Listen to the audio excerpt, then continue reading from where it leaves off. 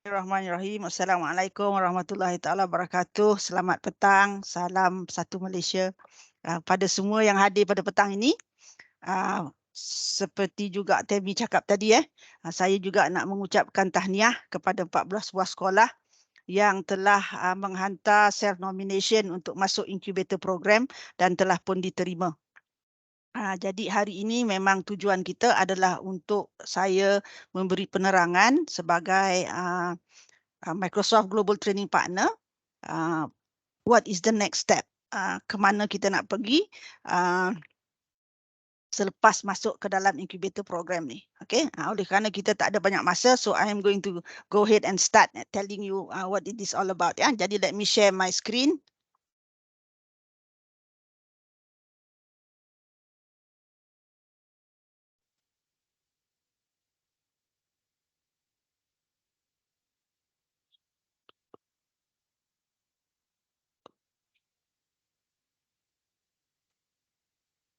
Alright.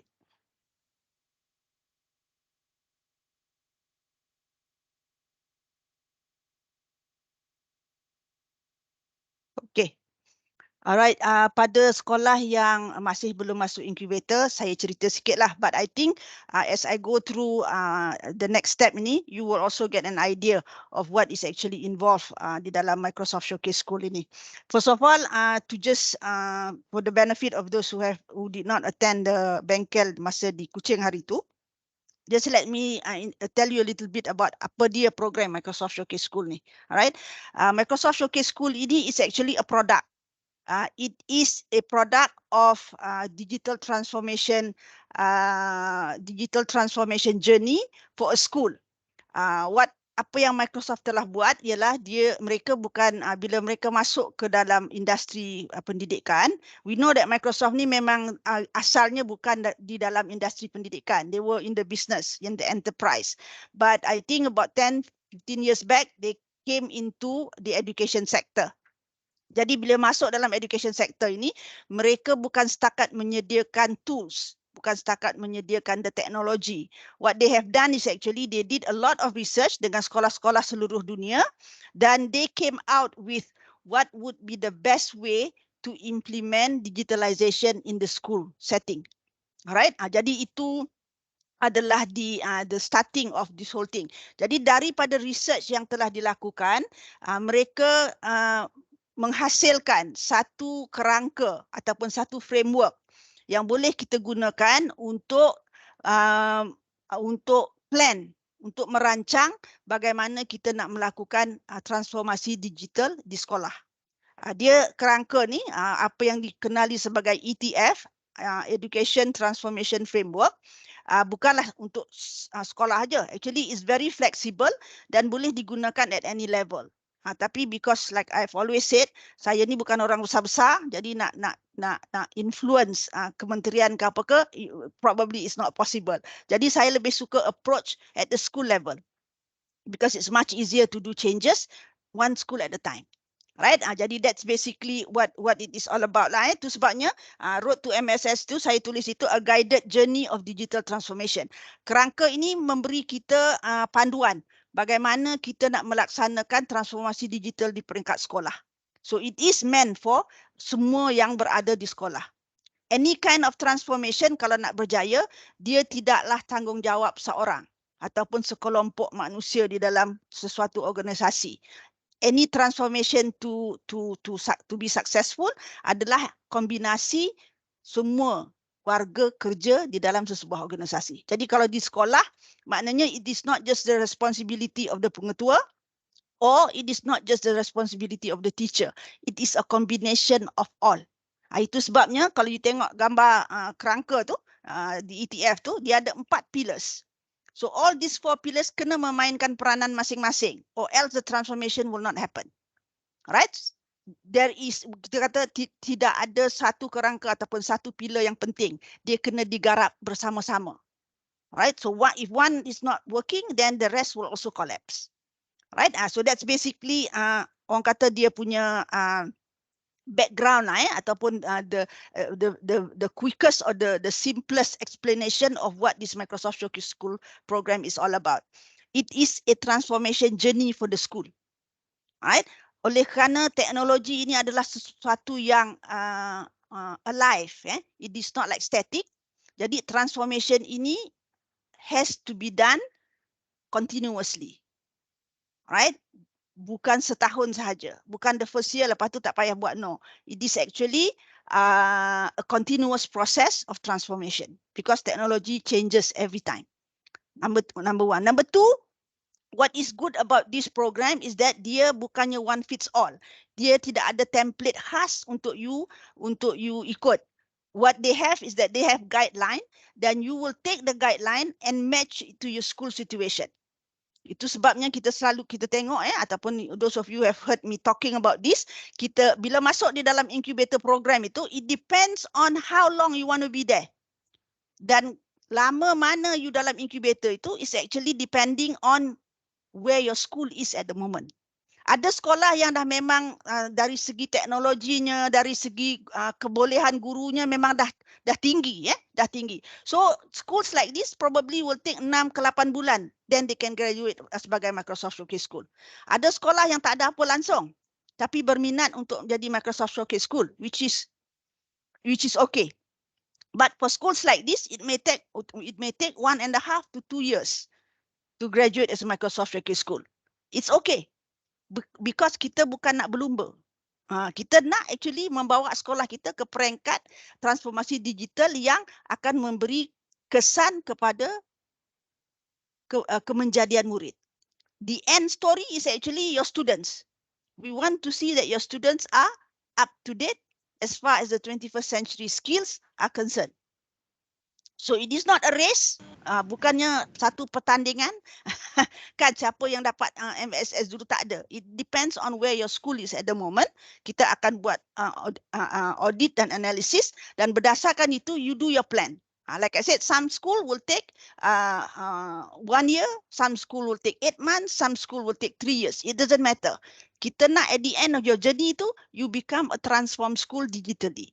Sebabnya abad ke-21 ni, nak tak nak, kita kena bawa sekolah kita ke tahap di mana digital transformation can happen.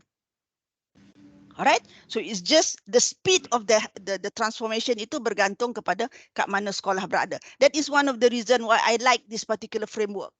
Alright, because dia tak force kita kata within 1 year you kena buat. No, it is up to you. How you take your school. Ada sekolah berada di dalam keadaan yang baik, walaupun mula-mula start mungkin dia tak ada apa, tetapi oleh kerana sokongan community dan sebagainya, they can actually graduate as a Microsoft Showcase School dalam masa yang singkat. Ada sekolah yang environment memang tak banyak menyokong, jadi it will take a longer time. Pada saya, it doesn't matter. As long as you are on the journey, you are already making progress. All right. So basically, that is what the whole program is all about. Okay. So this is again, I just go through this very quickly for the benefit of those who did not attend the last time. Ini adalah the education transformation framework. I will give you all this material. You jangan risau. I have a booklet collection yang akan bagi link at the end. So you can actually take a look at this more closely. Yeah, dia ada 4 kerangka. Maknanya what this is saying is that for transformation to be successful, digital transformation to be successful in the school, it has to be a combination of these 4 pillars. Pilar yang pertama ialah leadership and policy. Alright, leadership and policy ini ditujukan khas kepada kepimpinan sekolah, pengetua, guru besar dan juga mereka yang menjadi pemimpin di sekolah, penolong-penolong kanan, ketua-ketua jabatan dan sebagainya. Alright, this is your ball. Ini bola anda. Alright, what are the element di dalam leadership and policy? You have 4 things that you need to put in place. The first one is vision for change. Pengetua, guru besar, kepimpinan sekolah must have a vision. Kena ada visi nak berubah. Kena ada visi nak buat ini. Maknanya you ada kehendak, ada intention. Alright? Sebabnya it will not happen if you do not have that intention. Okay? Number 2 is strategic planning and change management. Once you have the intention, then you have to plan something lah. Alright? Therefore, you have to develop. Now, number 3 is continuous improvement and culture. 3 things that need to happen in any transformation adalah 1, kalau kita tengok digital transformation, the three things that need to happen is one is the digital. The digital or the technology needs to be transformed. Yang keduanya is the people. Alright, yang ketiganya is the culture. Kalau dua ni jadi, culture tidak ada budaya continuous learning dan sebagainya, it will also not happen. Alright, so that's the reason why continuous improvement culture ini harus orang kata diadakan di sekolah. The environment must be, the teachers must be encouraged to continuously learn, alright, improve themselves, those kind of things. Okay, and the last one is community engagement and partnership. Alright, maknanya kepimpinan sekolah kena juga mencari jalan bagaimana kita boleh involve the community. Because kalau nak harapkan kerajaan saja, it will take a long time. Kan? Kita nampak macam-macam kan. But if you can get the community involved, then it will speed up a lot of things. Sebagai contoh, the Microsoft Showcase School yang sedia ada, alright, two very good examples yang saya boleh quote, and I quote this every time, ialah satu sekolah yang pertama menjadi Microsoft Showcase School terbaik di dunia untuk Asia, which is SKTBI Johor Bahru, menjadi Microsoft Showcase School since 2019, masih lagi Microsoft Showcase School dan continuously improving. Alright, they have a lot of support daripada dia punya community. One of the main supporter of SKTBI adalah Iskandar Putri punya Yayasan Penyayang. These people, they have a lot of money, kan? So they, this kind of support is the kind of thing that actually propels the school to make the transformation faster. Sama juga dengan satu itu kita kira sekolah di dalam bandaraya lah kan. Tapi ada lagi satu sekolah yang menjadi Microsoft Showcase School dah 2 tahun, adalah Sekolah Kebangsaan Datuk Wan Kemara Changlun, Kedah. This is a rural school. Dekat border antara Malaysia dengan Thailand.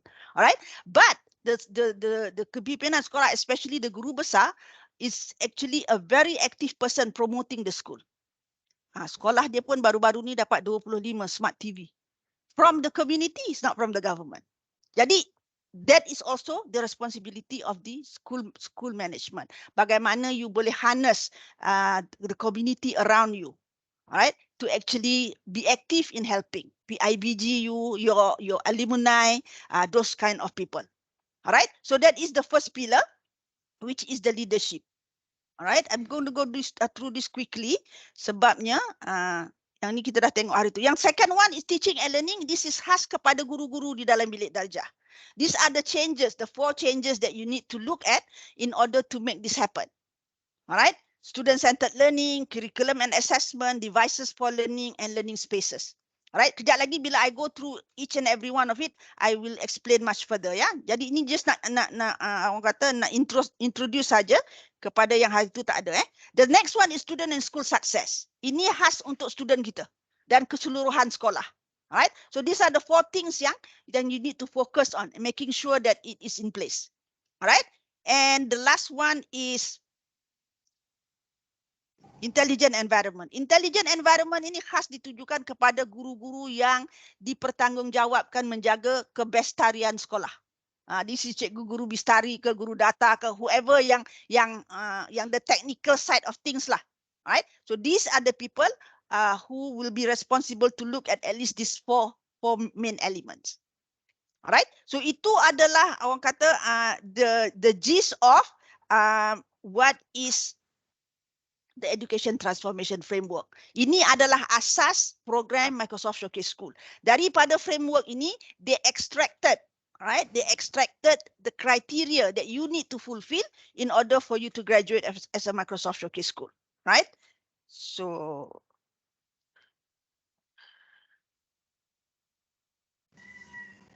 okay. Before we go to that, sekarang ni you are already in the incubator. So what's next is actually the process of planning on how you want to go through this whole process. All right? Okay, so this is the criteria. Macam saya kata tadi lah, kriteria ini diambil daripada keempat-empat tonggak tadi tu. Alright, so you have 6 criteria to fulfill in order for you to graduate as Microsoft Showcase School. Tetapi bukan maksudnya kena fulfill 100% ke 6 ni. First year, kita boleh fokus on certain things. Alright? And then second year, you continue dan seterusnya. Itu sebabnya kita kata, it is a journey. Alright? But untuk graduate for the first year, there are only certain things yang you need to fulfill. Okay? So let's take a look at it one by one. Dan saya tunjuk dekat you nanti, what are the requirements? What are the things that you need to focus on? The first one is commitment to transform. Ni datang daripada pilar mana tadi? Pilar yang warna hijau. Leadership and policy. Alright? So the first thing that they want to see is that you are committed to transform. Alright? So that means apa yang perlu ada di peringkat ini ialah you have to create a vision. Kena ada vision statement you. Alright? Maknanya pengetua, guru besar dan kepimpinan sekolah tanya diri sendiri, 3 years from now, what do you want to see happen in your school as far as digital transformation is concerned? Alright? So that is by creating a vision. Number 2, you have to share the vision lah with your school population, with school community. And then the other one that you need to do is you need to identify key people. Hari ini, according to Temi, ada guru besar atau pengetua dan juga 4 lagi guru yang join the whole thing. So I hope this will be the team that will make up the implementation team. Right? Because you would need to have that. Jadi, for the first year, the first thing that you need to do ataupun first action plan adalah to do this. Alright, so kalau kita tanya what is the next step, the next step is first of all pada saya ya, nanti saya tunjuk the whole thing lah. Pada saya first of all is to create a team yang akan menjalankan proses transformasi ni. Right? Your team up to you, how do you want to have the makeup. Tapi selalunya kita suggest the guru besar, the pengetua, mungkin penolong-penolong kanan, kemudian somebody yang very good in IT, alright, up to you. How do you want to, how big the team is and what is the makeup terpulang kepada setiap sekolah macam mana nak buat, alright. So based on the team ataupun dah ada team ni nanti, then you can start planning. First of all, create your vision statement, kemudian identify the key person, you know, and then how are you going to proceed? Saya punya cadangan, kita target untuk graduate sebagai Microsoft Showcase School Year 1 pada Ogos 2024. That means we have about 16-17 months from now. Should be good enough. Tapi having said that, macam saya kata tadi lah, mungkin ada sekolah yang memerlukan masa yang lebih panjang. It's okay. Alright? But as long as you start moving, then you are already on the right track. Right? That is the thing that we want to do. Okay, so let us, saya tunjuk contoh.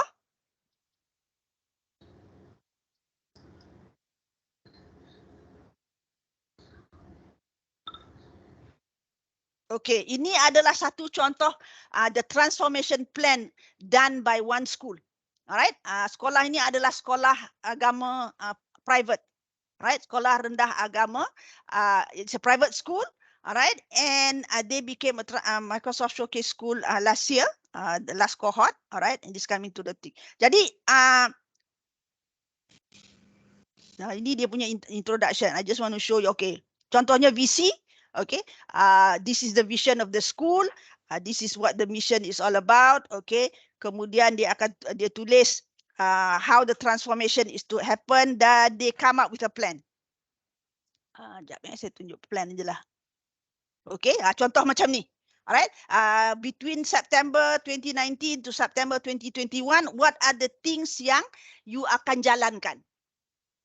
Alright, this is an example of how that planning can happen. So kita work backwards lah. Kalau kata kita target August 2024, alright, that means we have to work backward. The first half of the month atau the first half of the quarter, apa yang kita nak buat, and then how do you continue dan sebagainya. Alright, so that's what we meant by creating the plan, yeah.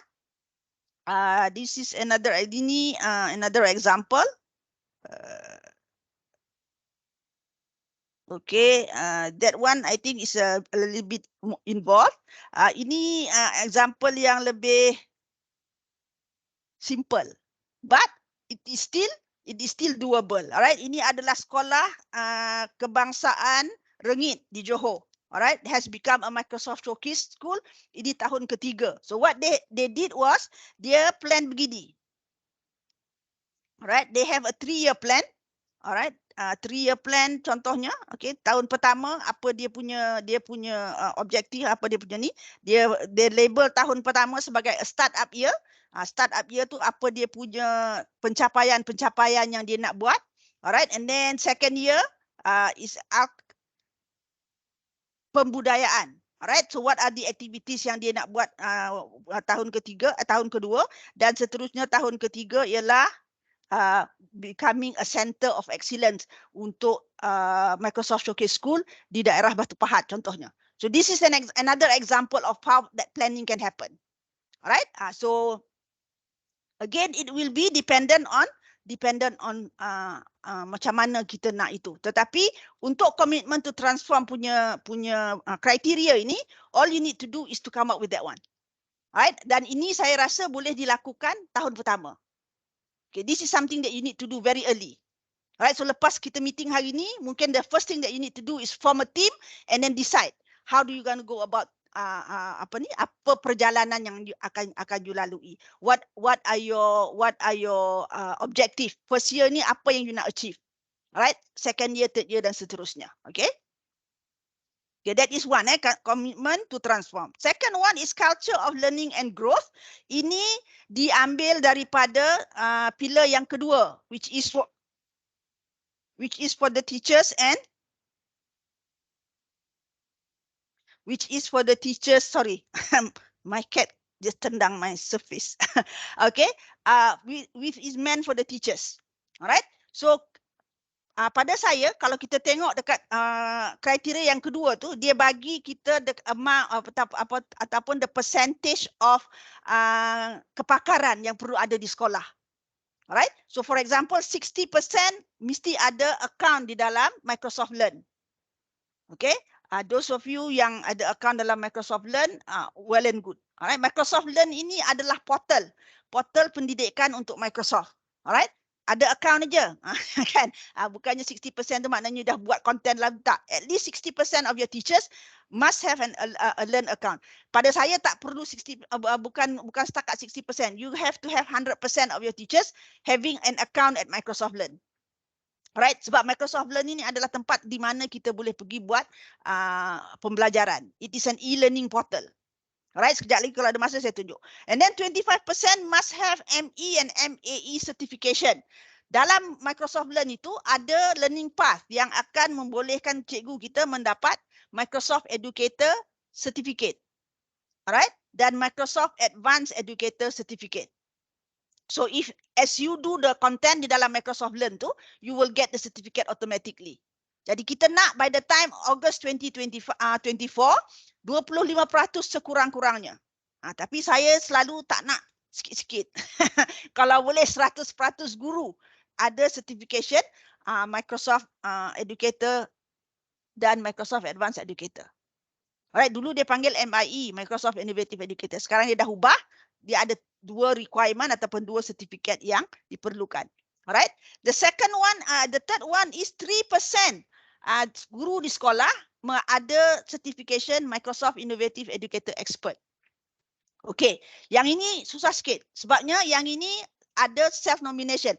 Yang atas 2 tu, it's self-study, it's self-learning. You just do it mengikut orang kata mengikut kesesuaian you, then as you finish the course, you akan dapat the certification. Tetapi untuk MIEE ni, nominationnya hanya setahun sekali. Jadi kalau kita plan untuk ada untuk dapat Microsoft Showcase School August 2024, maknanya MIEE nomination tahun ini 3% of your teachers must participate. MIEE ini nominationnya hanya dibuka di antara bulan 5, Mei sampai Julai. Every year. Alright, Mei hingga Julai. So within that time, you need your teachers to go in and do self-nomination. Jadi to qualify for Microsoft Showcase School first year, you mesti ada sekurang-kurangnya 3% cikgu di sekolah. 3% tak banyak pun, kan? Kadang-kadang 2-3 orang je. Alright, so that can happen. Alright.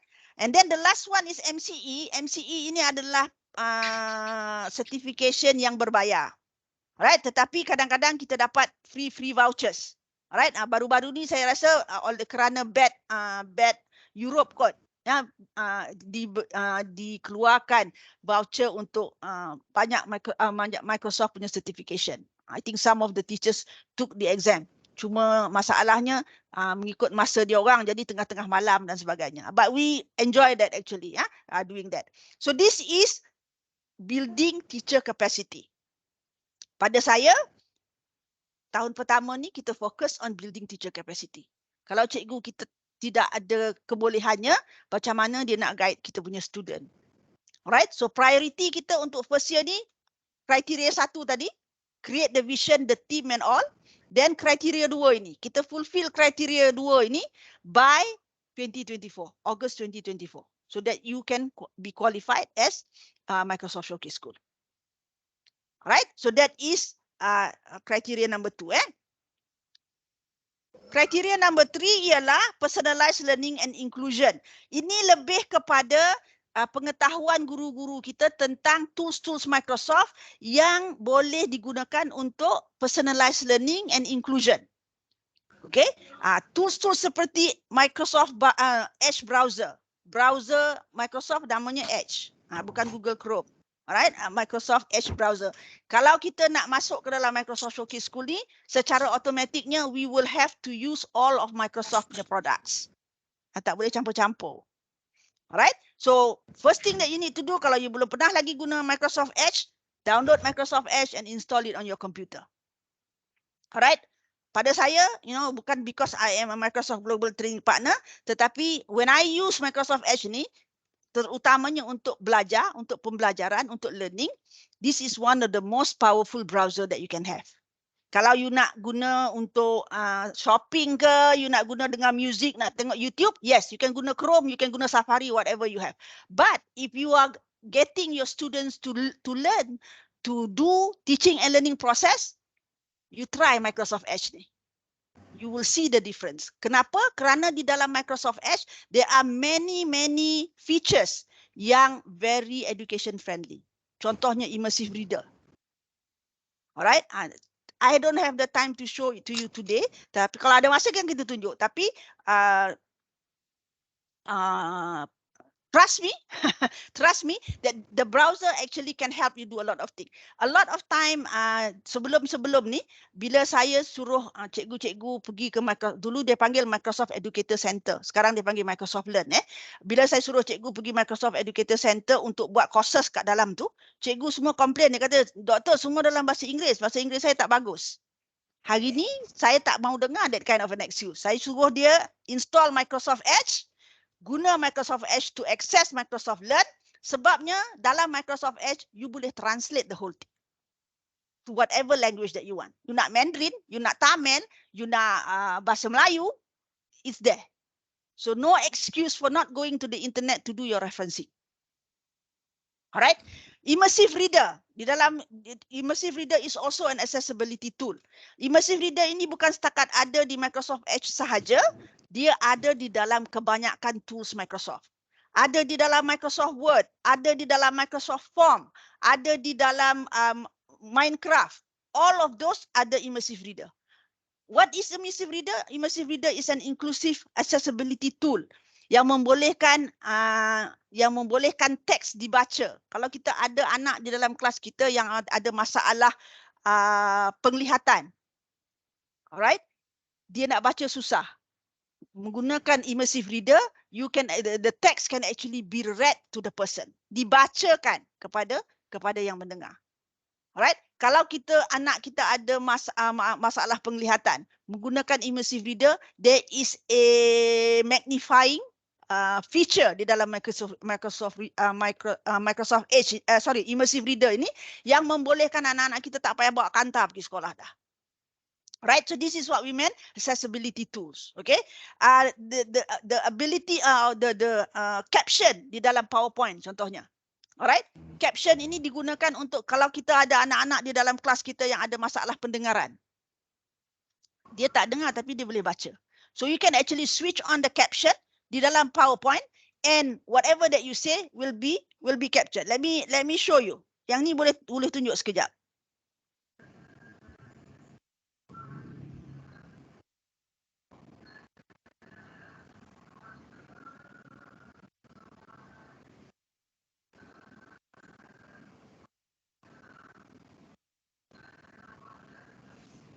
Hang on.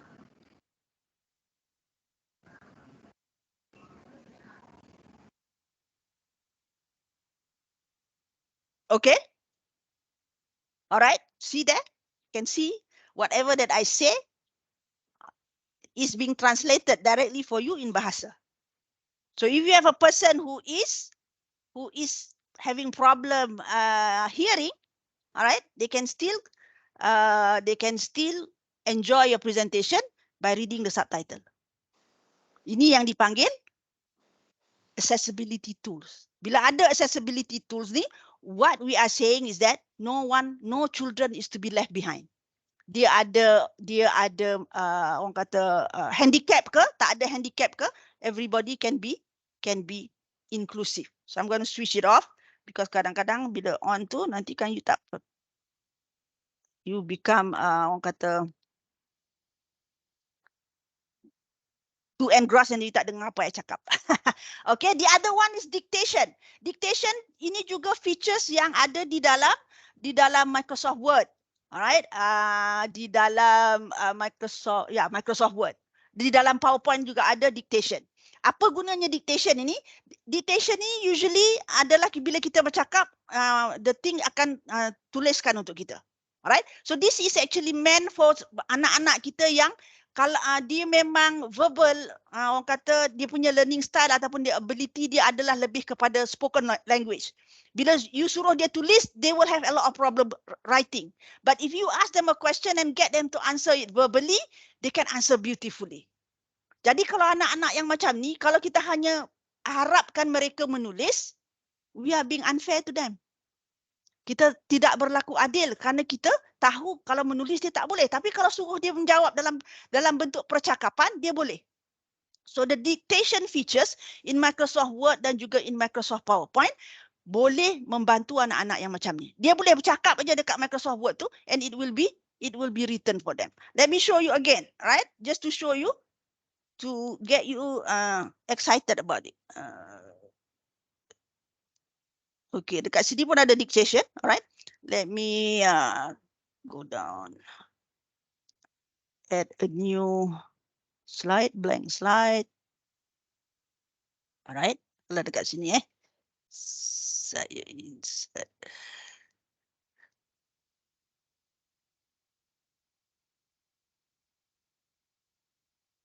Alright, okay, so I am going to turn on the dictation. Okay, can you please write for me what I am going to say to you? All right, thank you so much. Okay. So maknanya, kalau dia tak boleh nak menjawab menulis, tapi sangat boleh bila dia menggunakan secara verbal, then they can use these dictation features to actually help them come up with the answer.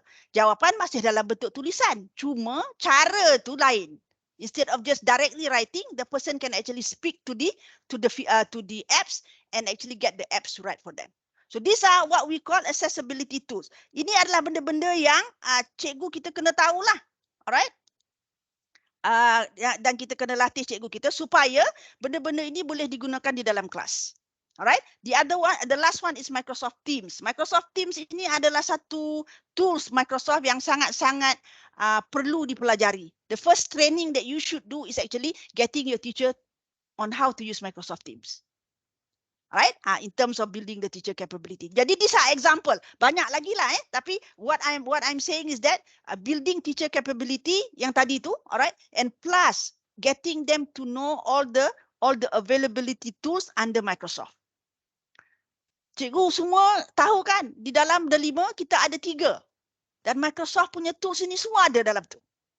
Tak payah nak cari tempat lain. Masuk je dekat The5 tu, you can log in and you go and find the Microsoft tools, everything is there. And semua yang ada di dalam The5 itu is all the updated version. Yang terkini. Kalau kita beli sendiri, kadang-kadang kita beli hak yang 2016 lah kan, 2019 lah. Tak terkini. Tetapi yang ada dekat The5 tu is the updated version. Alright, so that is an example of personalized ni.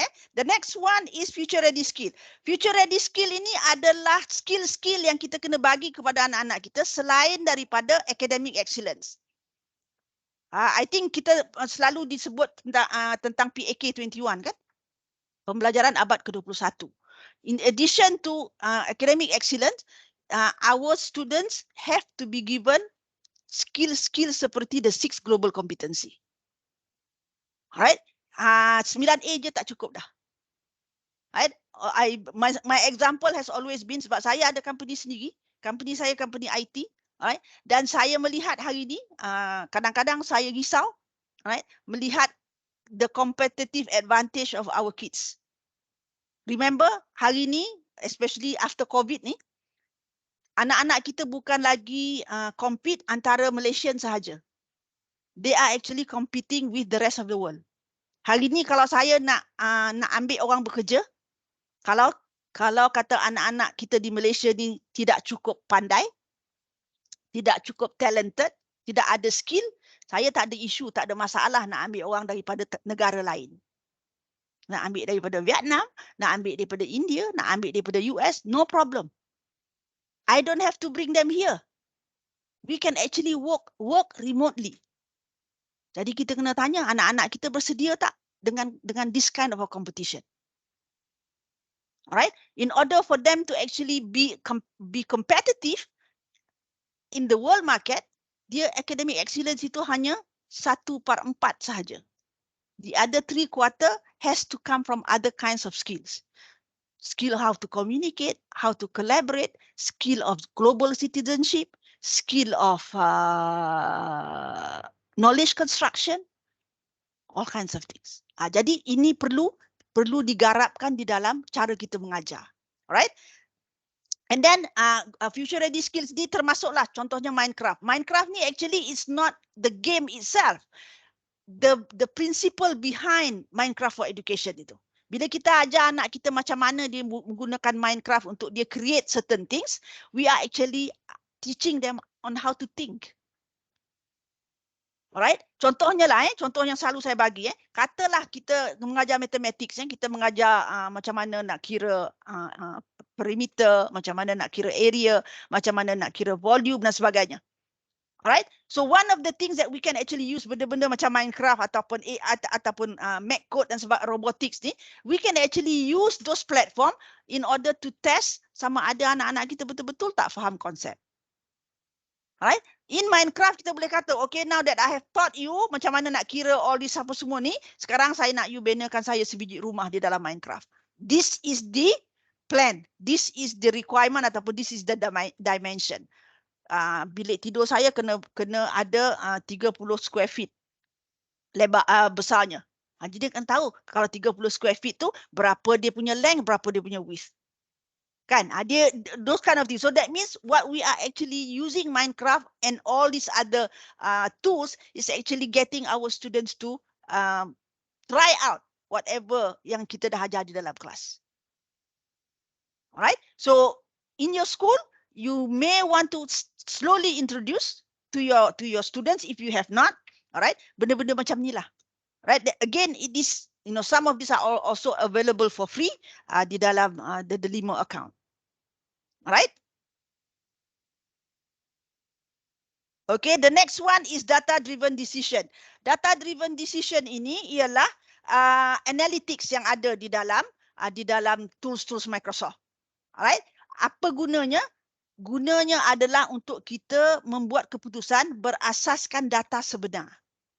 Alright? Contohnya ya, in Microsoft Teams kita ada Insight. Insight ini capture semua aktiviti yang kita buat di dalam Microsoft Teams. Alright?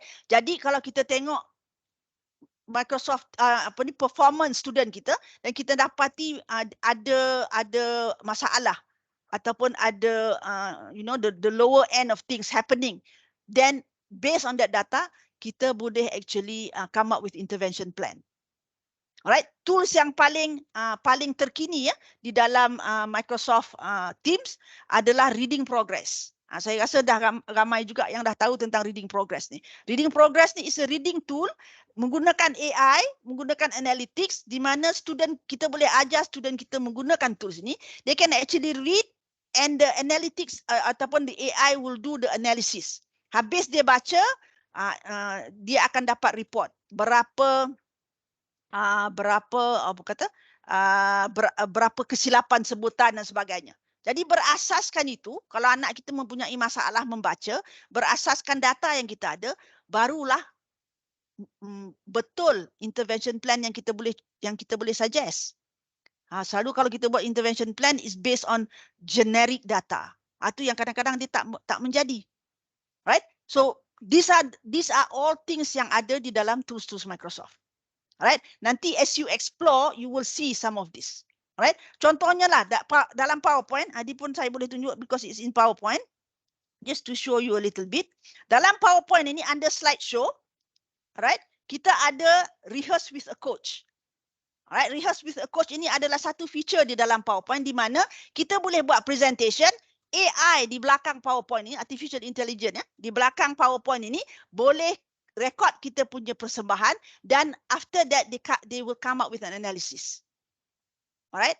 An analysis bagaimana kita punya persembahan tadi. Alright? Let's just do it one a little bit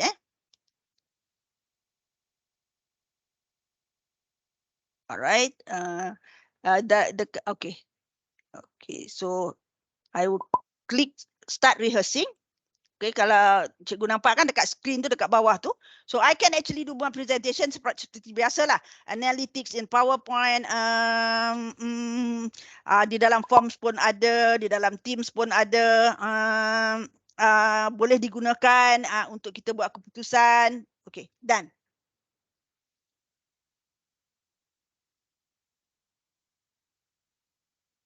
Okay, bila kita exit the PowerPoint, they come out with a report for you on how was your presentation.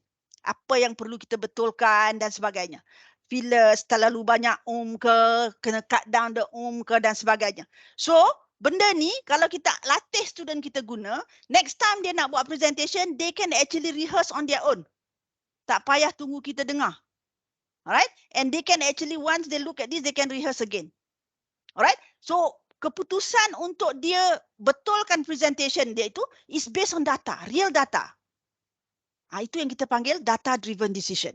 Alright? Itu dalam orang kata pada peringkat individual. Kalau pada peringkat sekolah, kita ada orang kata di dalam contohnya di dalam Microsoft Teams itu di analytics dalam Microsoft Teams itu boleh juga kita membuat keputusan menggunakan untuk buat keputusan on school policy, on school actions. Right, so the analytics can available at the individual level dan juga at a higher level, right? Depending on how we want to use it, yeah. Alright, and the last one is Microsoft Solution Impact. Yang ini definitely lah, oleh kerana namanya pun Microsoft Showcase School kan, jadi bukanlah terpaksa. Memanglah kita kena guna solution Microsoft semuanya. Okay, so apa yang kita nak lihat ialah sekurang-kurangnya 60% daripada warga sekolah, both teachers and students, are using Microsoft Teams. Kalau cikgu mulakan nanti menggunakan Microsoft Teams untuk buat ERPH ke dan sebagainya, then you will already get your 60%. Alright, sebab menggunakan ERPH, selalunya penggunaan itu hari-hari kan, kita nak bubuh lesson plan dan sebagainya. Alright, 90% using Microsoft 365. Kalau kita memang bila kita guna Microsoft Teams untuk bagi assignment pada student dan sebagainya, dan kita menggunakan PowerPoint, kita menggunakan Microsoft Word untuk students kita buat assignment, then it's already using Microsoft 365. Alright, and 60% of your devices in your school are Windows 10. Windows 10 ni automatically lah kalau kita mempunyai device baru. Kan kita menggunakan device baru, memang it is already on Windows 10. Sekarang ni pun Windows 11 pun dah ada. Right? Jadi kita kena tengoklah kalau katakan itu tak berapa nak capai, right? And then kita kena cari jalan macam mana kita nak memastikan 60% daripada devices yang ada dekat sekolah, termasuklah guru punya, student punya dan sebagainya, sekurang-kurangnya 60% menggunakan Windows 10. Alright, so this is the 6. Jadi ke-6 ni tadi, bila kita tengok dia punya ni tadi, the list kan, I have actually broken it down to apa yang perlu difokuskan. Jadi again, where do we go from here? Basically, cadangan saya, alright, you don't have that much time, so I'm just going to go straight.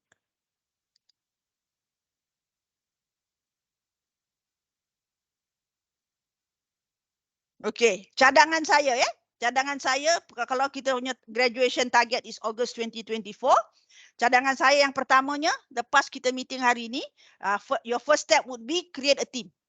Wujudkan satu jawatan kuasa ke pasukan ke yang akan menyelia, merancang, implement dan menyelia proses digitalization ini. Maknanya katalah now is April, kita katalah we start in May. Okay, so from May 2023 to August 2024. Dia punya nomination selalunya end of July. So kita kata Julai lah, July 2024. Tengok berapa bulan yang ada tu. Right? So your first step is to create a team so so that you can start moving. Okay? The next thing that you need to do is you have to do an audit. Kena audit lah sekolah. Apa yang perlu kena audit adalah pertamanya cikgu punya capability dulu. How are your teachers as far as Microsoft tools are concerned? Are they up to date with it? Are they using it now? Ataupun tak pernah tengok pun, saya tunjuk apa yang ada dekat dalam PowerPoint tadi pun memang tak pernah tengok pun benda-benda tu kan. Di mana? It doesn't matter. It doesn't matter zero knowledge ke, midway ke, advanced ke, it doesn't matter. We start wherever we are. Alright? So that is the first thing that you need to audit. Audit your teacher capability. Teacher capability ni contoh yang saya nak tunjuk ada contohnya Teams. Pertama sekali, tanya cikgu-cikgu kita, tahu tak guna Microsoft Teams untuk mengajar? Microsoft Teams ni bukannya virtual classroom sahaja. Kalau kita tengok dalam Microsoft Teams tu macam-macam kita boleh buat. Alright? So if they do not know Microsoft Teams yet, the first thing that you need to train them to do is how to use Microsoft Teams. Alright? Untuk mengajar. Yang keduanya, menggunakan Microsoft Teams untuk administrative purposes. Untuk pengurusan. Contohnya ERPH. Contohnya sekolah-sekolah yang dah menjadi Microsoft Focus, contohnya macam SKTBI, Sekolah Kebangsaan Bukit Indah, Sekolah MRSM Bentong, dan yang lain-lain tu, mereka menggunakan Microsoft Teams sebagai learning hub. Alright, learning hub ni maksudnya apa? It is a one-stop center for the teachers to come in and buat all the necessary administrative work. Right? Tu yang kita panggilkan as an administrative tool. Jadi Microsoft Teams ini boleh digunakan untuk dua. Satu untuk pembelajaran, yang satu lagi untuk pengurusan sekolah. Right?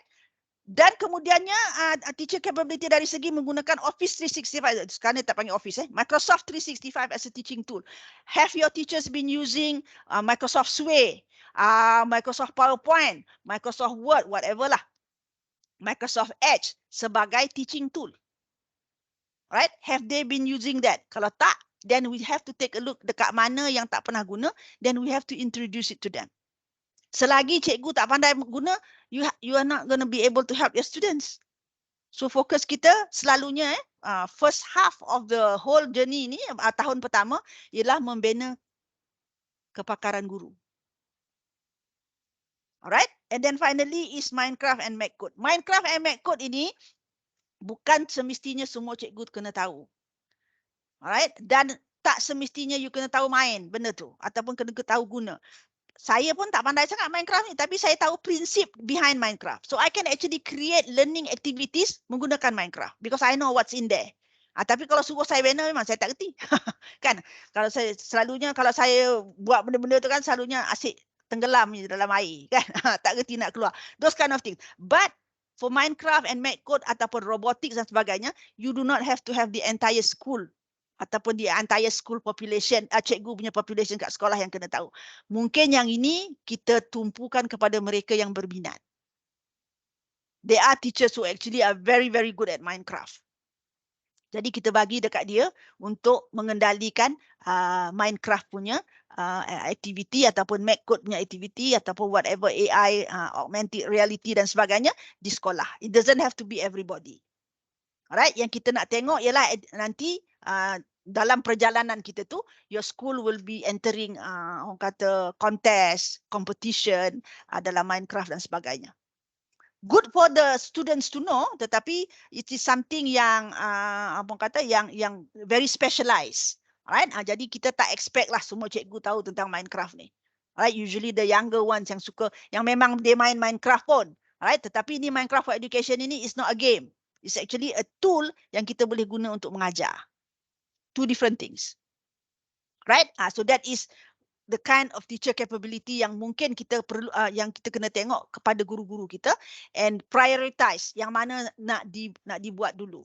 Pada saya Microsoft Teams itu should be the first one, because that is where a lot of things yang you boleh guna secara automatiknya nanti you akan menggunakan juga Microsoft 365. Alright? Okay, the next one is okay, that is number 2. Number 3 is develop an action plan. Terpulang pada you, like I said just now, bila you buat audit ni, then you lihat bahawa cikgu-cikgu you dah memang guna Microsoft pun. They have been using it all this while, cuma tidak organize. Alright, you know, and they're very good with the tools dan sebagainya. Then maybe your action plan only need to be maybe 1 or 2 years. Tahun pertama, what are the things that you are going that you want to accomplish? Contohnya tahun pertama kita nak MIEE kita ada 12 orang. Contohnya.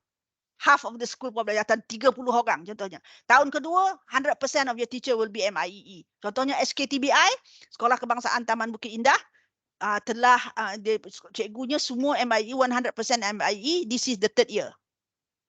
Alright, jadi memang tahun kedua dia dah train cikgu-cikgunya untuk ambil MIE dan got the certification, and this is the 3rd year of 100% MIE at that school. Right? Ini yang menampakkan, orang kata menampakkan kemenjadian cikgu dan translate to kemenjadian murid. Alright? Okay, then kita execute the year 1 punya plan dulu. For this year maknanya antara sekarang sampai August 2024 atau July 2024, we make sure you execute the plan that you have for first year. Alright, your teacher capability dan sebagainya.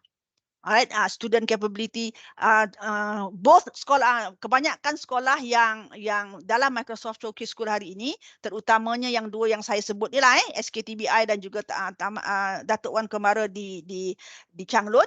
What they have actually done to enhance the kemenjadian murid ialah mereka memilih pada tahun pertama SKTBI memilih 36 student, kalau tak saya 456. Tahun ni dia sekolah rendah tahun 456 yang dia bagi extra polishing.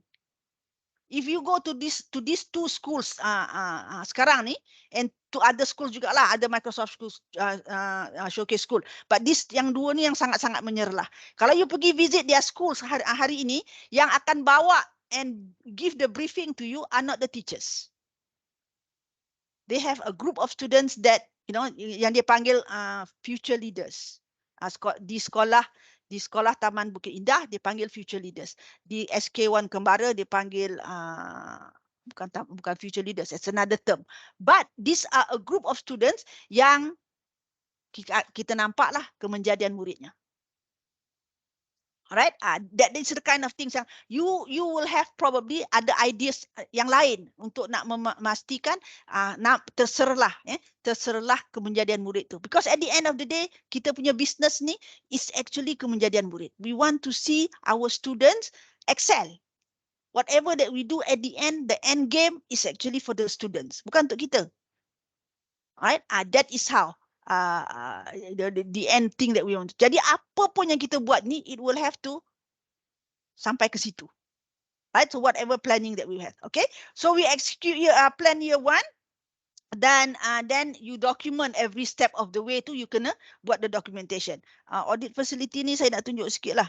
Okay, audit facility ni maknanya contoh kita kena tengok dekat sekolah kita devices macam mana, ada lab ke tak, okay, ada mobile laptops ataupun tidak, ada personal device, internet connectivity kita macam mana, you know. So you come out with an analysis of your school right now. Daripada situ baru kita boleh plan. Itu sebabnya kita kata tadi, it is going to be very dependent on where your school is at the moment. Alright, I have a school in KL, a sekolah SJKC Manyin kau tak saja sama. I've been there 3 times already. They are actually very ready. Dari segi facilities apa semua, they are very ready. So the first year kita fokus only on developing the teacher capability. Facility wise tak ada masalah. Duit tak ada masalah. Duit tak ada masalah. Alright, internet connectivity je you duduk mana pun di dalam kawasan sekolah tu is very strong. Alright, so they don't have to worry about the devices. They don't have to worry about all these things, but more on how to actually use those, on how to use the tools dan sebagainya. So our focus with this school is actually looking at the teacher capability. Are the teacher able to actually use the devices that they have to benefit the students? Setiap kelas dia memang ada smart TV. Alright, sama ada saya tanyalah sama ada you guna smart TV ini sebagai smart whiteboard atau a real smart TV. Tu pun nak kena ajar juga tu. Kadang-kadang saya pernah tengok juga sekolah yang ada smart TV tapi gurunya menggunakan sebagai whiteboard biasa. Jadi very expensive whiteboard. Tak naklah macam tu kan. That is what we meant. Teacher capability, the device dan sebagainya. Alright? Okay, so that's basically pada saya lah.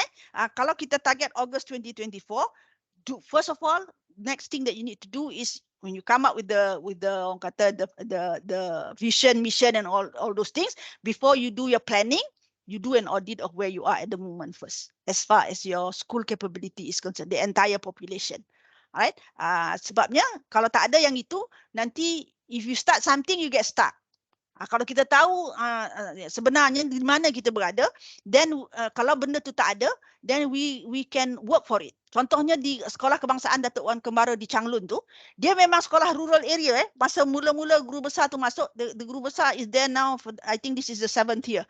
Dia masuk mula-mula tu, memang tak ada computer lab, semua tak ada.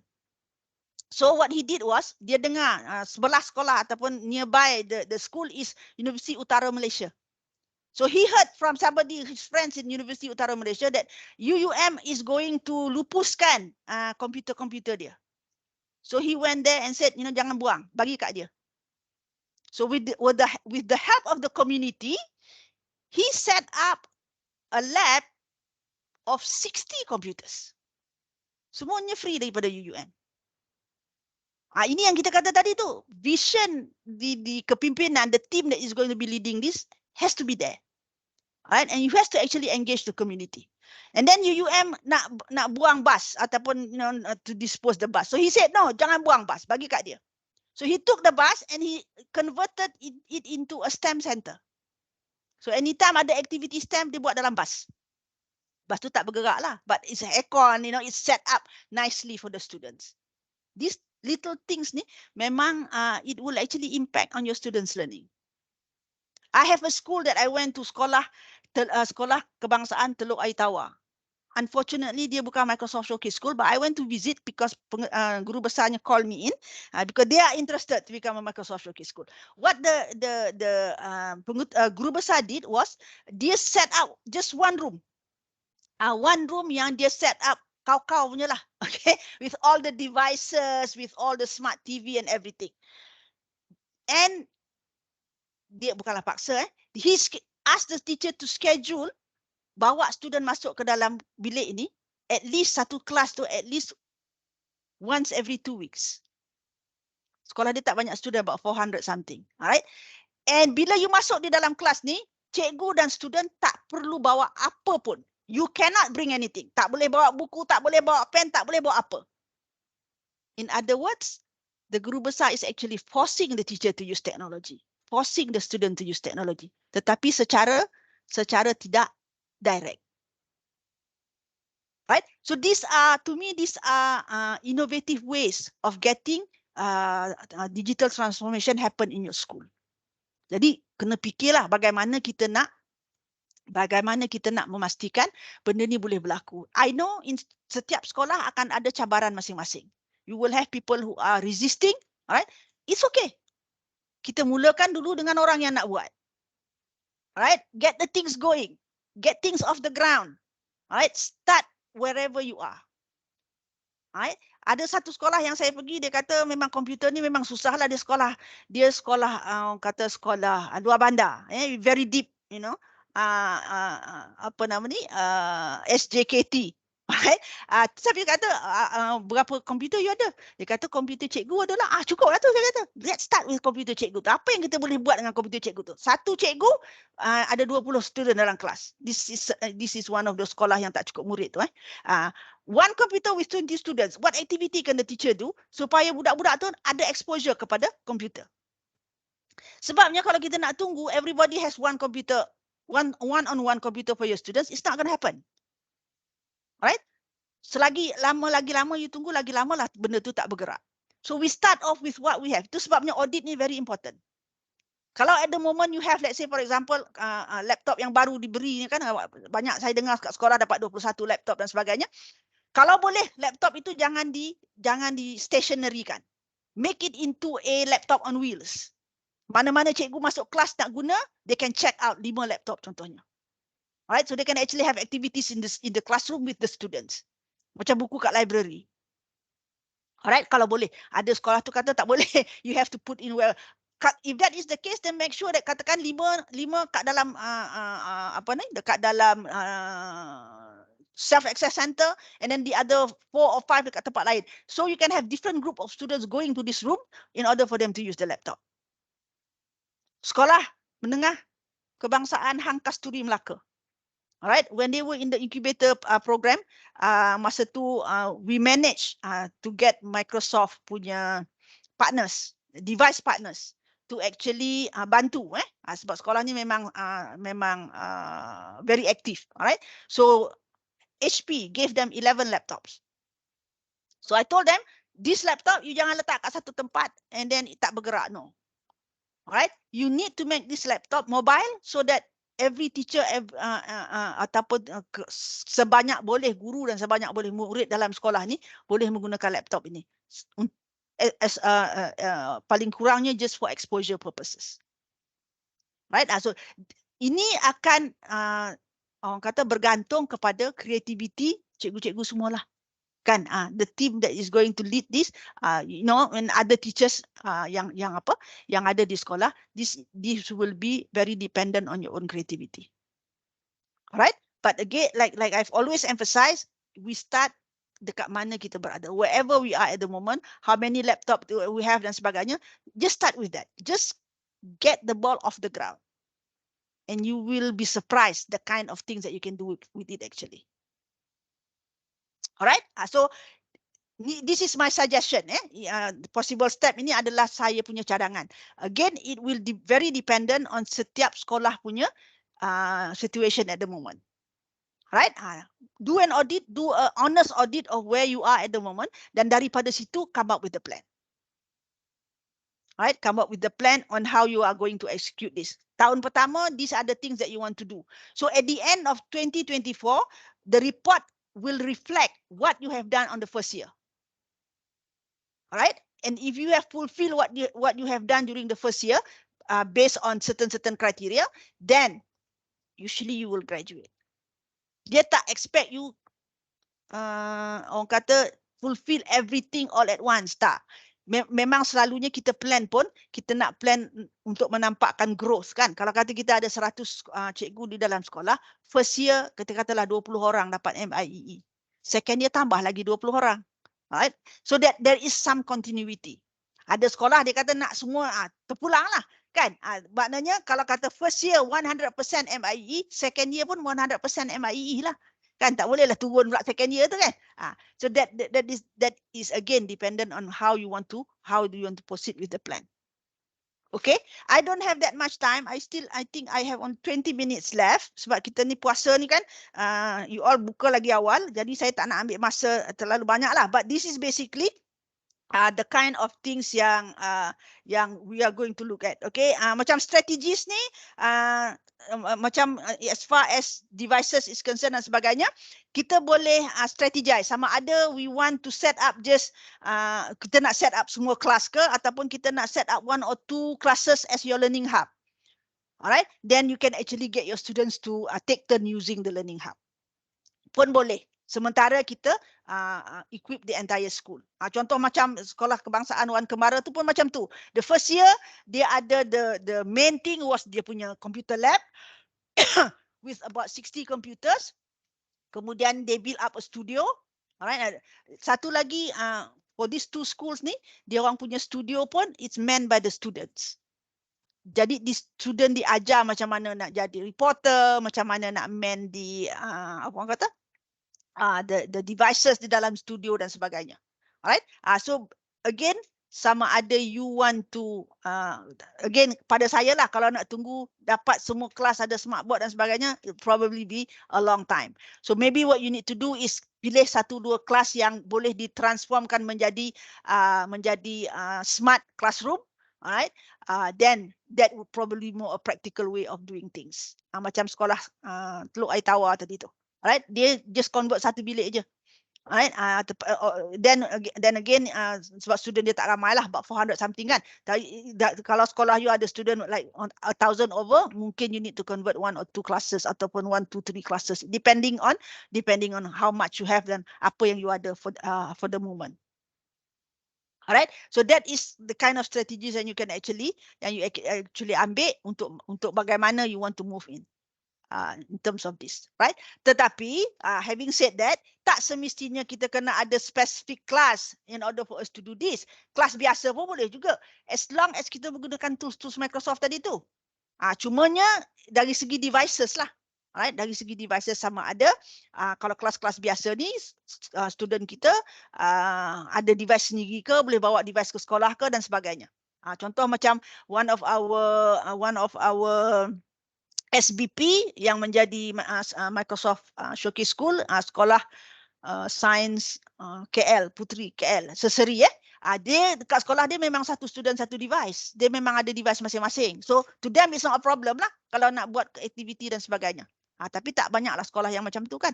So fikirkan macam mana as far as device is concerned, what would be your best strategy in order to make sure that this thing can happen. Benda ni boleh dijalankan, boleh berlaku.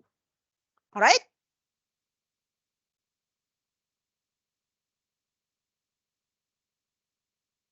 Okay. Alright. Sebelum saya go to the final few activities, any question?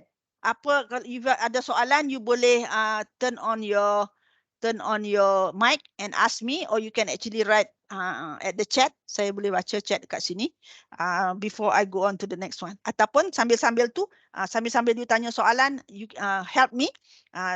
Sorry lah sebab tiap kali saya buat webinar ni, saya kena bagi benda ni sebab this is my record for Microsoft. Alright, so this is a very short survey, 6 question aja, and you have a place where you can write your comment.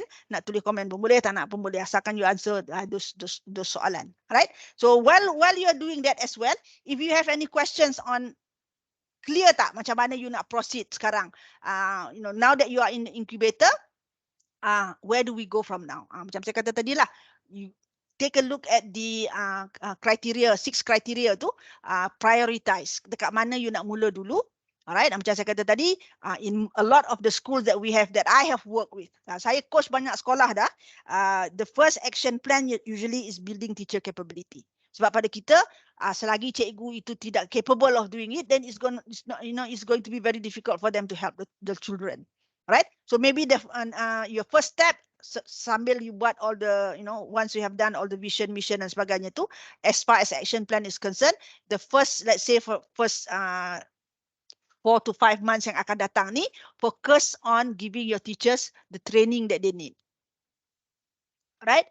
Training Microsoft Teams ke dan sebagainya. And if you need help from me, just let me know. Right? Kita boleh buat training macam ni lah kan, since we can do it remotely, lagi senang. Alright, Microsoft Teams ke, introduction to Office 365, what are the tools yang kita boleh guna immediately. Contohnya macam Microsoft Edge tadi lah. right? Macam Microsoft Edge tadi, that you can actually use Microsoft Edge to do a lot of things with your students, alright? Benda-benda macam tu. So maybe the first order of business, one of it lah, dia benda-benda some of the things you boleh buat concurrently, you boleh buat secara bersama kan, sambil you buat training for your teachers, building your teacher capability, you boleh juga tengok dari segi physical capability of your school. Macam contohnya pastikan internet aksesnya dan sebagainya. Right, so you can come up with that with that kind of a structure in terms of how do you proceed dan sebagainya. So that's it lah. And at the end of the apa nama ni, dalam bulan Jun macam tu, you will come up with the report. Alright, report tu nanti saya bagi you link dekat dalam apa, dalam my Wakelet. I have actually put the examples of report in there. So you can actually look at the report and see what are the things that you actually need to do. Dia yang pentingnya you document the whole thing. Dalam bentuk gambar ke, dalam bentuk video ke, selalunya at the end of it, you akan bagi report in the form of Microsoft Sway. Ya, the digital storytelling tools yang ada di bawah Microsoft. Alright, so you give a Sway, jadi you put in everything in there, then you submit the link and sebagainya lah. Kalau nak buat PowerPoint pun boleh juga, tapi Sway lagi senang. Right, jadi benda macam tu lah. Kalau kata cikgu kita tak reti nak guna Sway dan sebagainya, so maybe training on Sway. Right, kita ada GPGD kita dekat Kuching pun ada. I'm sure very capable of helping out. Boleh juga tanya dengan diorang. And we also have some teachers, yang are very willing to help if you ask for it. Right, jadi dan di antara 14 sekolah ni juga, kalau kata ada di antara sekolah-sekolah ni dah memang pun menggunakan Microsoft tools dan dah memang pandai sangat-sangat pun, you can offer yourself to train the other schools. Benda ni kita kena kongsi. Alright, macam saya kata tadi, it is not a competition. Alright, let's complement each other. Katalah daripada sekolah Kuching tahu nak buat benda ni kan, sekolah yang ni tak tahu, then offer yourself to actually teach the other school. Right, at the end of the day kita nak semua sekolah kalau boleh menjalani digital transformation digital ini menggunakan kerangka Microsoft ni. Okay, so that is the kind of thing yang kita nak achieve lah. Alright, ada soalan tak? Okay. Ada yang tak clear? Jadi tuan-tuan dan puan-puan, ada sebarang persoalan. Mungkin pegawai USTP juga ada yang nak bertanya macam mana kita boleh tolong sekolah untuk langkah seterusnya, macam mana apa yang kita sebagai pegawai USTP dapat buat untuk membantu sekolah tersebut. Dulu bersama kita ada GPGD, iaitu Guru Peneraju Generasi Digital, iaitu Puan Fev. Sekiranya PPD anda memerlukan bantuan kepakaran dalam Microsoft, beliau juga sedia membantulah kan, Cik Fev. Contohnya macam kamu nak buat training of Microsoft Teams, kita boleh jemput Cik Fev untuk turun ke sekolah untuk bantu sekiranya beliau ada masalah. Kita ada lagi satu cikgu kalau tak silap saya, Debra. Debra. Cikgu Chang dia jauh sikit. Cikgu Debra lagi. Boleh. Kalau nak suruh saya train pun boleh, just let me know. Ahead of time. Right? So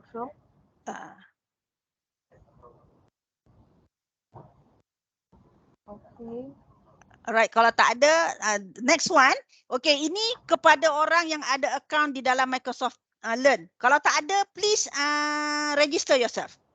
Alright, if you have, ambil aja dulu redeem code ni. Saya tunjuk sikit macam mana nak pergi ke Microsoft Learn. Alright, just take this redeem code because with this redeem code you will get a badge and also a certificate. Okay, dan Microsoft Learn ini juga tersenarai di dalam SPL KPM. Ya, SPL right? KPM. Yes, so it is also listed under there. So whatever that you do di dalam Microsoft Learn can, I think, be used to update you punya pembelajaran aku. Yeah, it's recognized. Yes, it is recognized. Okay, so let me hang on. Let me just show you about Microsoft Learn. Okay. It is learn.microsoft.com. Alright.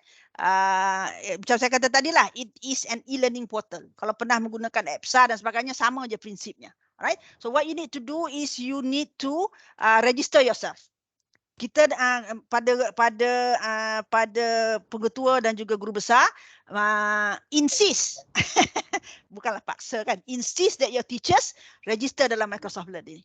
Sebab kalau kita tengok kat sini, yang ni akaun saya kalau kita tengok kat sini, there are so many courses yang boleh memberi advantage kepada your teachers. So here you can see kan, learning accelerator, STEM coding, student-centered learning. So what actually is your interest? They have a lot of courses here. Dan courses yang ada dekat sini ni is very up to date and it is written by experts. Alright, nah bukan calang-calang orang lah It's been written by expert and you can actually do. Contohnya macam ni these are the courses macam mana support reading fluency practice, reading progress dan sebagainya. So apa pun yang ada kalau kita nak tahu macam mana nak menggunakan tools Microsoft ini dalam pembelajaran PDP, there are so many things in here that you can actually use. Yang boleh belajar dan yang boleh digunakan, yang boleh di-applykan dalam kelas. Alright? Untuk register untuk register kepada Microsoft Learn ini boleh guna email peribadi, tak perlu guna MOE punya email dan sebagainya. Sebabnya email peribadi ni kalau kata kita bertukar sekolah ke tukar negeri dan sebagainya, we carry it with us. Kalau kita guna MOE punya tu, kalau kita tukar negeri kan kok kena tukar pula dia punya email address dan sebagainya, akan menyusahkan. Right? Jadi saya punya suggestion lah is for you to actually use your Gmail ke, your Yahoo Mail ke, your Hotmail ke, whatever personal mail that you use. It's much easier. Saya guna Outlook. Alright, so whatever yang kita buat kat sini, no matter where we are, we can actually still keep it. Alright. Okay, kalau kita tengok kat sini kan, this is kita punya achievement lah. Contohnya for me, I have 223 badges already since 2015. Lama dah lah kan. And then 36 trophies dan the kind of thing. So kalau kita tengok achievement ni, so you have like sini kan, all these are the courses that I have taken. And if I were to click on one of these, dia akan bagilah kita the certificate. Alright, and you can have the badge dan sebagainya, and you have points up here yang you collect level berapa dan sebagainya. Alright. Kalau you come in here and do this, jangan buat just for the certificate. Buat kerana you nak belajar benda tu and nak implement ataupun nak apply it into your classroom. Alright. Dekat sini nanti, once you have registered yourself, dekat sini dekat under achievement ni, dia ada sini dia kata redeem your code now. You click this one dan you masukkan kod yang saya bagi tadi. Dah ada diletakkan oleh Cikgu Mary dekat chat. Right, so you just put that in, then you will get your certificate, your first certificate kalau yang baru, alright, and then also a badge tak ada kot, yang ini untuk certificate dan points saja. Alright, so this is something that to me is a gold mine for teachers as far as digital knowledge is concerned. Alright, since saya dah buka ni, saya nak tunjuk sikit lah yang immersive reader tu kepada orang yang belum, kepada orang yang tak pernah tengok.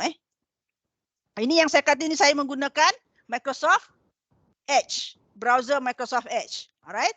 Kalau kata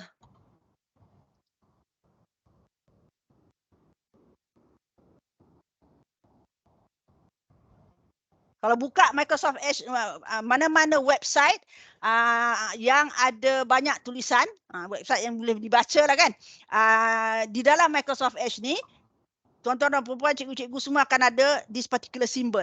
Ini dipanggil immersive reader. Alright? Immersive reader ni bila you click on immersive reader ni, dia transform the website into something that is readable. Jadi tak ada lah all those advertisement dan sebagainya, tak ada. Jadi tak ada distraction when you want to read. Dekat atas ni you tengok, these are the function of the immersive reader. Salah satu daripadanya is read aloud. Ini yang saya kata tadi tu. Kalau kita ada anak yang a mini course model for in-house professional susah learning. nak tengok. Jadi dia boleh. When teachers facilitate PD through mini courses, they can offer multiple entry points. Dibacakan untuk dia. Alright? Guru bahasa Inggeris ataupun guru bahasa lah. This is actually something that you should explore. dan ajar student macam mana nak guna. Students can actually practice on their own in terms of pronunciation ke dan sebagainya. Alright? Ini yang saya kata tadi tu, kalau katakan ada cikgu-cikgu yang datang kat saya kata tak boleh baca ni, tak boleh ni sebab ni bahasa Inggeris saya tak faham. Okay, sekarang ni dekat anda immersive reader, you have this translation punya mode. Alright? I am going to translate this entire thing in Malay. Boleh baca kan? Kan? Sebabnya kita baca ini bukan untuk the language. We are reading this for the content. Jadi content tu can be in any language. Jadi kalau bila-bila translate tu, then we read it in our own bahasa lah. Alright, bukannya untuk kalau kita mengajar bahasa Inggeris tu lain cerita. We are not asking you to go for the language. We are asking you go for the knowledge. Alright, kalau katakan you are an Arabic reader, the whole thing is being translated to Arabic. Alright, so to me, no excuse. Alright, no excuse for not wanting to use the internet sebagai source of information for our students. Alright, macam saya kata tadi lah, ini bukan hanya ada dekat internet saja, dalam Microsoft Word pun ada. Jadi kalau kita bagi pada student teks yang kita tulis sendiri dalam Microsoft Word dan kita nak student kita baca, nak practice pronunciation dan sebagainya, then they can actually open up the immersive reader in Microsoft Word. Then they can actually do all the exercise that you need them to do. Alright, itu contohnya Banyak lagi kalau nak tunjuk, tapi I don't think we have the time. Tinggal 4 minit lagi. The last one saya nak bagi adalah this is the Wakelet collection yang I put together that will have all the necessary information. Slide saya ada dalam tu, all the guidelines dan sebagainya ada di dalam buku. Nanti saya akan masukkan lagi a few examples of reports dan sebagainya. Alright, so you can take this URL ataupun you can scan the QR code, alright, for you to get access to my Wakelet collection. Alright, untuk memudahkan cikgu-cikgu semua, guru besar, pengetua semua do all the planning. Dr. Azma, saya ada satu persoalan.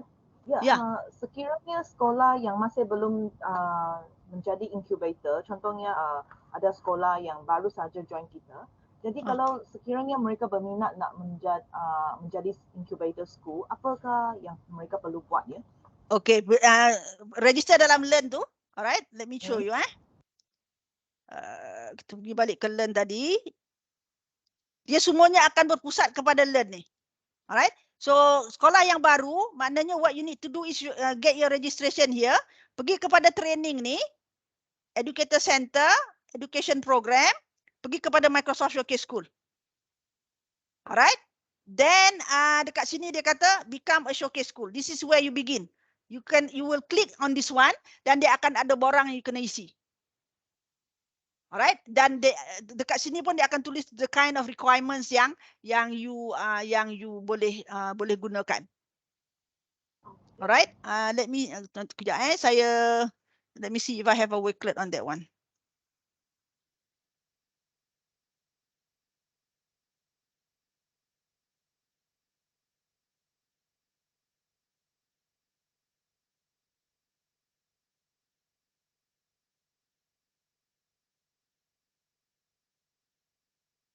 Okay, I'll give you this link pada sekolah yang baru. Saya masukkan dalam sinilah Okay, ini yang dalam dekat chat tu, that is the Wakelet for incubator program. Alright, so you can actually go in there, take a look at the resources yang ada dekat dalam tu to give you an idea of what is necessary for you to prepare in order for you to apply self-nomination. Masuk incubator program ni is all year round, tak kira masa. Once you have applied, nanti let us know. I will alert the officer dekat Microsoft for her to take a look at it and then approve. Alright, just let us know in that one lah. Nanti bagi tahu, Tammy boleh bagi tahu saya. Nanti saya akan bagi tahu person at Microsoft yang handle all this supaya dia tengok. Jadi nak masuk incubator school ni bila-bila masa pun boleh. Cuma nak self nomination untuk graduate sebagai Microsoft Showcase School tu setahun sekali sahaja, which is end of July, August. Selalunya towards the end of July, dia sama, lebih kurang sama dengan MIEE. The announcement is usually either August or September. Alright, so once you are in the incubator school, program tu, then sama jugalah stepnya macam yang kita buat tadi.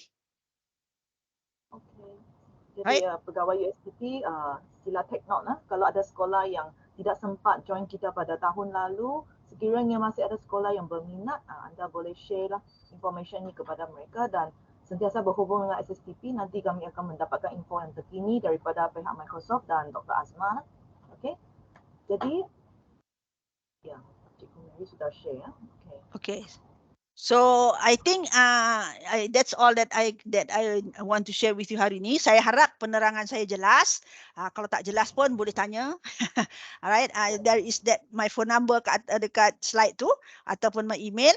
I am available on WhatsApp ataupun Telegram. You can just search for me there using my phone number. Alright, you can ask me and you can introduce yourself, who you are and from what school. Then just ask me. Alright, I am memang saya nak bantu sebanyak sekolah yang boleh menjalani program Microsoft Showcase School ni. Bukan kita nak certification tu sangat. Pada saya the journey of digital transformation itu yang penting. Alright, because pada saya in order for me to help the children of the future, you have to do the digital transformation, or else anak-anak kita akan ketinggalan jauh sangat. Right? I am committed into coaching school to become, to get the ball rolling, to start your journey, and then from time to time, if you need assistance dan sebagainya, you definitely can get in touch with me. Okay? Memang sebab Dr. Azma memang sangat-sangat membantu sebab selalu saya ada persoalan, memang beliau sentiasa jawab dengan sangat-sangat cepat, responnya sangat responsif lah. Saya on the internet all the time. Cuma jangan malu-malu saja. Jangan malu Betul, dengan betul. Dr. Azma. Memang beliau sentiasa bersedia untuk membantu. Okay, jadi ada sebarang persoalan ataupun pertanyaan daripada pegawai ataupun pentadbir sekolah ataupun guru-guru yang ingin bertanya lagi. Okay, ada soalan di sini.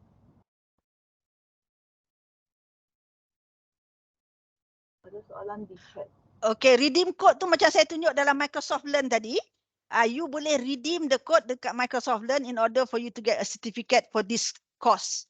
Course yang kita jalankan petang ni, ada sertifikatnya. Dan that redeem code is meant for you to use to redeem it at the Microsoft Learn. Okay. Okay. Ya. Alright. Jadi sekiranya tak ada apa-apa persoalan, saya akan tutup. Jadi saya ucapkan bagi pihak SSTP ribuan terima kasih diucapkan kepada Dr. Azma atas perkongsian info yang amat memberangsangkan lah dan serta sangat berinformasi.